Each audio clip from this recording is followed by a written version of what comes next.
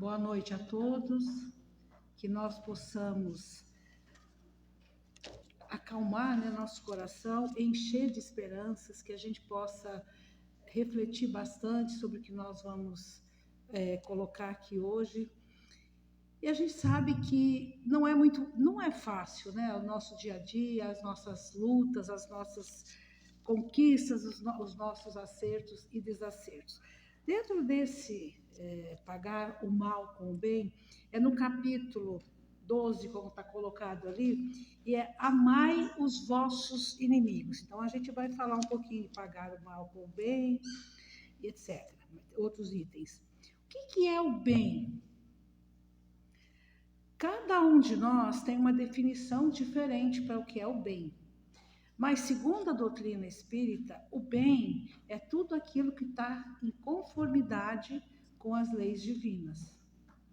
O que é o mal? Exatamente o contrário, é aquilo que não está em conformidade com as leis divinas. O que são essas leis divinas? Nós sabemos que são aquelas leis naturais, imutáveis, criadas por Deus. São 10, mas especificamente aqui dentro desse tema, nós podemos colocar a lei de amor, justiça e caridade. São 10 leis morais, então quem tiver interesse pode ir lá dar uma checadinha no livro dos Espíritos que está lá. E amor? O que é amor? Da mesma forma, parecido que nós falávamos do bem e do mal, a nossa forma de amor, aquilo que nós acreditamos ser amor, é uma troca. Eu amo meu filho, eu amo minha esposa, eu amo meu marido, né? Mas o que a gente quer? A gente quer uma troca. Eu não amo por amar. A gente ainda não sabe amar por amar, da forma que Jesus, o amor que Jesus tem pela gente, o amor fraternal, o amor universal. A gente ainda não está nesse nível. Mas nem todos, né? Já tem alguns que já não precisam tanto dessa exclusividade. Eu te amo, mas você tem que me amar, porque isso não é uma obrigação, é um sentimento, é uma coisa nossa.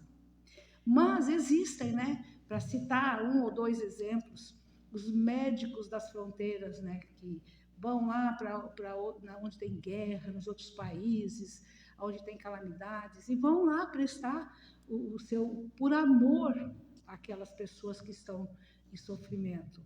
Aqueles que vão lá para a África, enfim, para uma série de lugares e países onde tem guerra, onde tem miséria, onde tem fome. No nosso Brasil também, né? Existem várias pessoas que já se doam dessa forma. Que bom que a gente já tem. E a gente sabe que aqui no nosso planeta é a expiação e prova. A gente sabe que é mais sofrimento segundo aquilo que nós vemos como sofrimento. Porque na maioria das vezes, esse sofrimento é o que nos traz a cura, que faz com que nós nos esforcemos mais para sermos pessoas melhores. E aqui ainda diz mais, quando a gente estuda, é um capítulo muito interessante. Não que os outros não sejam, que todos os evangelhos são muito pertinentes e nos ensinam muito. E ele nos alerta de uma outra coisa. Nós somos, na maioria das vezes, nosso pior inimigo. Nós nos sabotamos. Por que nós nos sabotamos? Muitas das vezes, nós temos medo. E o que o medo faz com a gente? Ele impede que a gente avance, que a gente conclua novos projetos, ou pelo menos entre nesses projetos. O personalismo. O que é o personalismo? É aquela coisa assim, só funciona do meu jeito. Nós temos vários caminhos para chegar até a comunhão Alta de Souza. Mas tem algumas pessoas que vão dizer, não, o único caminho bom para chegar lá é esse, os outros não são caminhos legais. Isso nós estamos falando de trânsito mesmo, de rua. Mas é assim, porque a pessoa, ela quer que seja do jeito dela. Ah, porque ela é má, ela é ruim? Não, é porque ela ainda está ali evoluindo. Todos nós estamos nesse caminho de evolução. Todos nós temos essas coisinhas todas que nós estamos falando aqui. O medo, o personalismo e o tal do achismo. Ah, mas eu acho isso, eu acho aquilo. Baseado em que você acha? A sua experiência própria? Ou você ouviu de alguém e você colocou aquilo dentro do seu roteiro de vida? Porque nós fazemos muitas vezes isso. A gente acha bonito aquela ou determinada palavra ou frase e a gente coloca dentro do nosso cotidiano. E muitas vezes a gente nem sabe o que significa aquilo, mas a gente coloca. Isso em todas as... A gente vê, e não importa, dentro da doutrina espírita, outras religiões, e mesmo no dia a dia, no convívio, né, das pessoas em sociedade. E as nossas benditas ideias pré-concebidas. O que são essas ideias pré-concebidas? Nós já determinamos aquilo e não estamos abertos para mudanças. Ah, é assim. Quem já não ouviu isso, por exemplo? Alguém falar assim: ah, mas ó, faz o que eu te mando, mas não faça o que eu faço. É uma forma de se esquivar, né? E tem uma história muito interessante, verídica isso.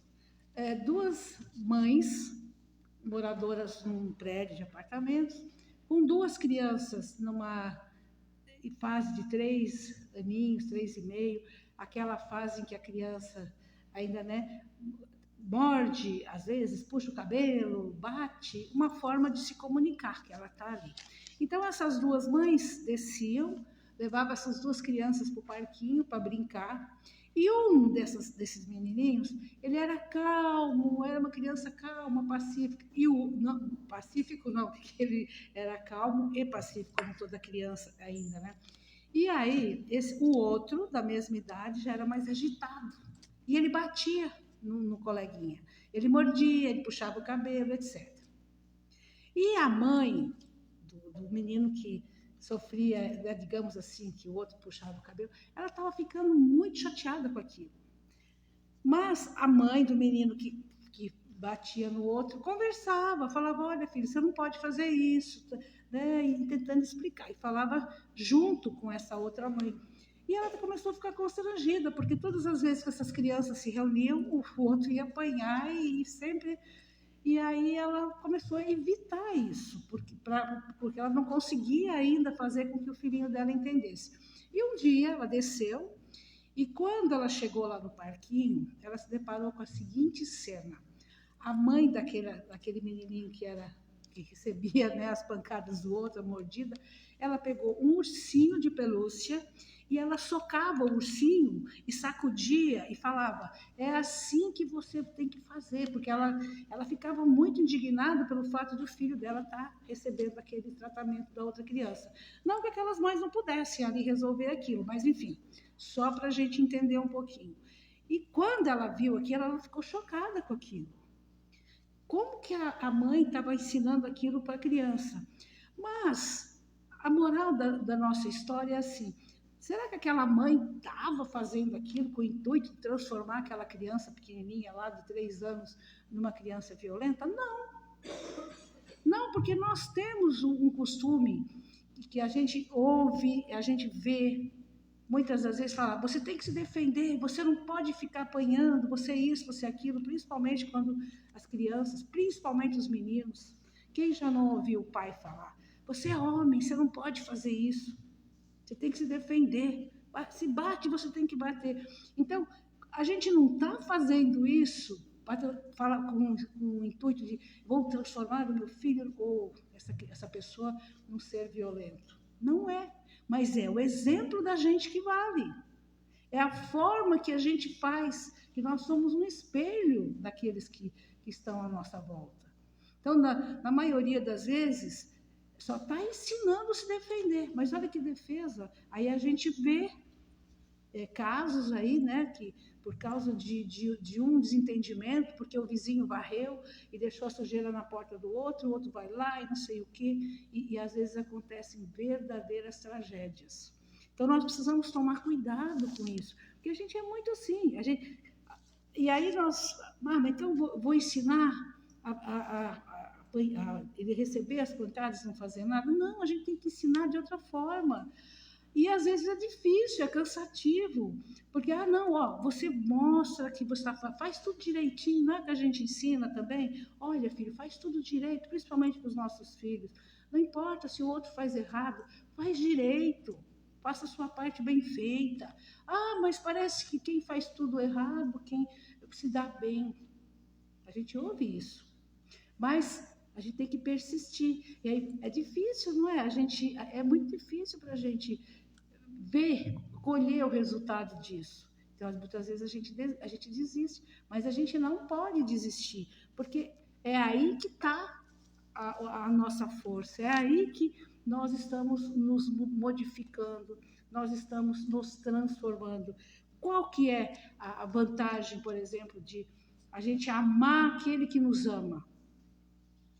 Claro, é muito bom, mas quando a gente fala em virtudes, gostar daquele ou aceitar aquele que não nos trata como nós gostaríamos, nos modifica. É uma virtude a mais que nós estamos conquistando. Como a gente dizia lá no começo, a lei de amor, justiça e caridade. Se a gente não tem isso, se a gente não entende o que é isso, como é que a gente vai entender as outras situações? E mais difícil ainda, eu não preciso ser mal educado, eu não preciso ser grosseiro com aquela pessoa que é grosseiro comigo. Mas a vontade, na hora, é responder na mesma moeda, né? Então tá bom. Mas a gente tem que exercitar isso. E se a gente vai exercitando, não é uma coisa de uma hora para outra, é uma construção diária isso. Às vezes leva anos. Às vezes a gente percebe situações em que a pessoa passa uma vida inteira e lá no finalzinho, quando ela está faltando pouquinho para partir para o plano espiritual, ela consegue mudar. Então, nós precisamos sempre tomar cuidado com isso. E a questão do inimigo, né? Que a gente fala, acho que hoje, assim, acho que a gente já não pode falar, eu tenho um inimigo, alguém é meu inimigo. É mais leve a coisa já, né? Às vezes, um desafeto, eu não gosto tanto, ou a pessoa não gosta tanto de mim, mas a gente já viveu, né? A gente sabe pela história, podíamos estar lá encarnados, sei lá, naquela época, né? Dos duelos, a pessoa olhou para o outro, não gostou, já marcava lá, vamos lá, com a espada, não sei o quê, vamos, né? Quem vai matar o outro primeiro? Costumes bárbaros que a gente está evoluindo, ainda existem muitas coisas ruins acontecendo, mas já tem muita coisa boa que é a evolução, que nós estamos passando pela evolução, né, pelo nosso caminho. E a gente tem que, às vezes, pensar um pouquinho. O inimigo de agora, ou aquela pessoa que a gente não gosta muito agora, ou aquela pessoa que não gosta muito da gente, será que ele já não foi nosso amigo em uma outra oportunidade? Aqui nós estamos falando, né, da encarnação, que nós sabemos que não é só isso aqui a nossa vida, né? Quantas existências, quantas oportunidades, nossa vida é uma, né? Mas as oportunidades que a gente já teve. Então, talvez aquela pessoa que hoje a gente não gosta, ou que não gosta da gente, o que será que a gente fez lá? E outra coisa muito importante, se a gente observar a nossa vida agora, esse tempo que a gente já viveu, a gente vai ver que muitas vezes tem nada a ver com outra vida, com outra oportunidade. Tem com essa. O que a gente fez? Muitas vezes a gente vê pessoas idosas, né, que elas reclamam. Porque isso, porque aquilo, porque aquilo. Mas como será que foi a vida dela até aquele momento? O que será que ela fez? Então, a gente precisa aprender a avaliar essas situações. Deixar, né, esses nossos achismos, essa nossa mania de achar que nós sabemos tudo e observar melhor. E aí essa questão, eu era meu amigo, virou meu inimigo, por que será? Aí nós vamos falar daqui. Aqui mesmo, muitas vezes, as disputas, né, que tem. Ah, eu sou melhor que você, ou às vezes uma empresa, os cargos diferentes lá, tem, né, tem o dono da empresa, e tem o gerente, tem o assistente, não sei o quê, e vira uma disputa lá. Um quer ser melhor do que o outro, e muitas vezes gera ali uma confusão tremenda e inimizades muito grandes. E não só lá também, nas famílias, dentro dos nossos lares, né, nas posições sociais, e muitas das vezes as pessoas não querem aceitar a mudança, querem ficar ali na sua zona de conforto. E acontece muito, e a gente sabe que é lá dentro do nosso lar, porque lar é diferente da casa. A casa é aquela construção, né?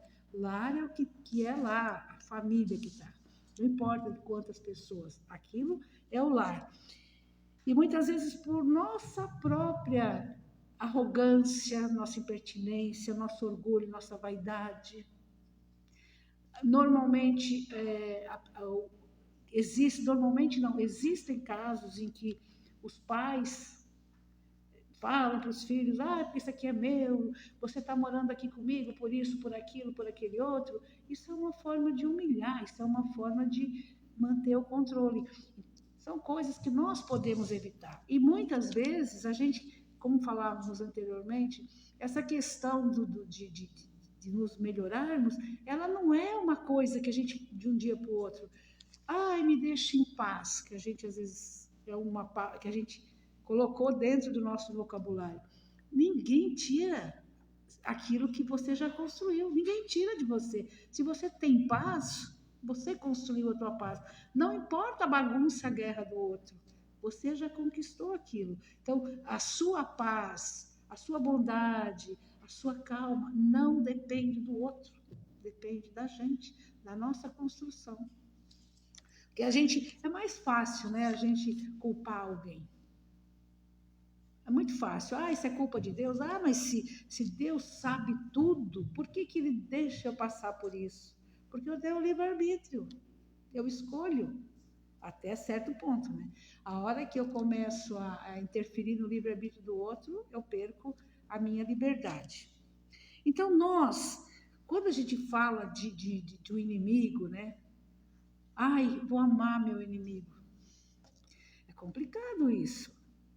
Mas a gente chegar lá, meu inimigo, vem cá, eu vou te dar um abraço. A gente não vai conseguir fazer isso. Mas a gente pode fazer diferente. A gente pode respeitar porque aquela situação e vibrar por aquela pessoa dentro da gente. E esse inimigo que a gente fala aqui, às vezes é aquela pessoa que a gente amou de paixão e de repente virou, quebrou tudo lá dentro da gente e a gente não quer ver aquela pessoa, né? Tem aquela expressão, não quero ver nem pintado de ouro. Então não é muito difícil para a gente perceber essas situações. Então a gente não precisa andar de braço, de mão dada, não, mas que a gente não provoque mais situações do que já está. Respeita já, está tudo bem. Se você respeitar, sem julgar, que é difícil, mas a gente aprende com o exercício. Como a gente começou lá, né? Nem sabia pegar um lápis e a gente aprendeu a ler, escrever, tudo é um processo, tudo é uma construção. E tem mais uma coisa muito importante que a gente não pode esquecer. Esse inimigo que a gente vê aqui encarnado, né, que um quer ver a cara do outro, que não sei o quê, que não sei o quê, nós devemos fazer todo o esforço que nós pudermos para nos perdoarmos, para nos acertarmos, enquanto a gente está aqui, a caminho. Porque, e os inimigos desencarnados? E aí? Porque enquanto a gente está aqui, a gente tem essa barreira, né? Desse corpo físico, dessa matéria. E a hora que a gente desencarna, a gente não tem essa barreira. E aí, o que acontece? Vem pessoas na casa espírita ou em outro lugar, olha, eu estou com um obsessor, eu estou sofrendo uma obsessão, porque... E aí o outro não tem barreira. E aí quando desencarna os dois, então, pior, então que a gente possa se perdoar enquanto a gente está a caminho. Porque a gente tem problemas aqui, a gente não é que vai, eu vou desencarnar, vai cessar, não. Aí o negócio vai ficar pior ainda, e vai a gente ficar lá no plano espiritual, seja onde for, e aí a gente vai ficar perdendo mais tempo ainda. Então, que a gente possa, né, praticar isso, para a gente conseguir esse nosso objetivo. E aí Moisés, a lei de olho por olho, dente por dente, né? Então, naquela época de Moisés, era necessário isso, porque era só assim que a humanidade entendia, mal saído ali da animalidade, né? Então, era olho por olho, dente por dente, que era a única forma de entendimento. Mas aí veio Jesus e falou: se alguém te ferir a face direita, ofereça a esquerda. Mas será que é isso? Pá, vem alguém dar um tapa na gente, não, bate aqui também. Não é assim, né? Não é que a gente vai ficar ali servindo um saco de pancada, ninguém vai fazer isso. Ninguém vai fazer isso. É uma forma aleatória de dizer. Essa forma é não revidar, mesmo que a gente tenha vontade, porque o nosso pensamento também é matéria e é ação, né? A gente tem vontade de dar o troco, mas a gente já... Pode ser que a pessoa já sentiu lá o calorzinho, mas a gente tem que se controlar para a gente se tornar uma pessoa melhor. Porque é tão bom quando a gente perdoa, não é? Quem já não sentiu essa sensação de, ai, que bom que eu perdoei? E a gente recentemente teve a oportunidade de ver uma situação assim. Mãe e filho, que passaram muitos anos sem se falar, não conseguiram se encontrar para poder falar por motivos de doença, mas esboçaram olha, eu espero que você fique bem. Olha só, isso é uma forma de perdoar. Olha, eu espero que você fique bem. Não teve condições de se encontrarem fisicamente, digamos assim, mas conseguiram. Eu também te desejo. Então, já é um caminho, já é um começo maravilhoso. Então, a gente precisa aproveitar todos os segundos e observar esses exemplos que a gente tem ao nosso lado o tempo todo.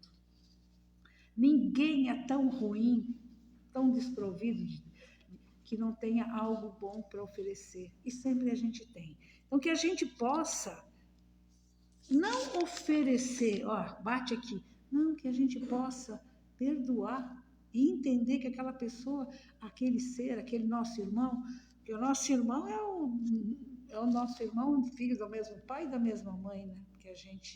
E olha lá, que a gente ainda briga com ele, mas que a gente possa entender isso. E aí nós temos essa doutrina abençoada que nós temos aqui, que ela vem provar, o Espiritismo vem provar para nós tudo aquilo que Jesus pregou. A gente tem como saber, a gente tem como estudar. E como que a gente vai entender isso? Uma daquelas leis que nós falávamos anteriormente, que é a lei de causa e efeito. Para todo efeito tem que ter uma causa. Se você bate, você tem que saber, de repente você vai levar o troco, né? Como ela ofereceu outra face, às vezes você não vai oferecer, mas vai receber. Então, que a gente possa prestar atenção, né, como que a gente fala, nessas oportunidades que a gente tem de aprender, como a Solange falou aqui no começo.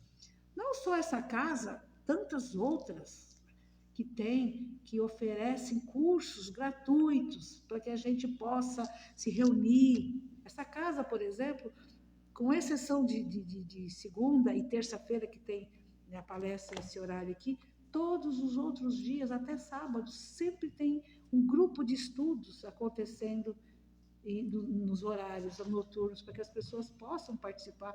É muito importante, que muitas vezes a gente está com o coração apertado, passou um dia difícil, discutiu o trânsito, brigou com o familiar, mas se a gente tem é um porto seguro, que a gente vai lá, aquelas pessoas que estão ali, elas estão com o mesmo propósito que a gente, de aprender, de buscar o conhecimento. É muito importante.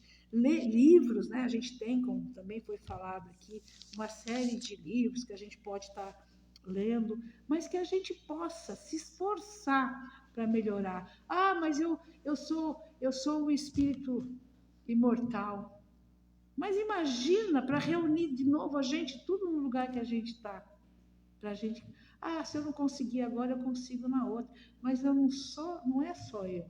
Porque se eu tenho que conseguir na outra, eu tenho com outras pessoas e para reunir. Então, que a gente faça o nosso máximo agora, que a gente não fique de braços cruzados esperando uma nova oportunidade.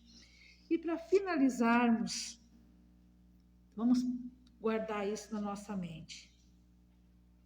Quanto mais a gente elevar os nossos pensamentos acima da vida material, menos feridos seremos pelas coisas da terra, na terra. Então, vamos elevar o nosso pensamento sempre em momentos difíceis, vamos elevar o nosso pensamento a Deus, a Jesus, que com certeza nós não precisamos de um telefone, não precisamos de um intermediário, porque Deus, Jesus está aqui dentro do nosso coração. Então, que a gente se ligue quando a gente precisar e busque o socorro que a gente vai receber. Muito obrigada a todos e uma boa noite.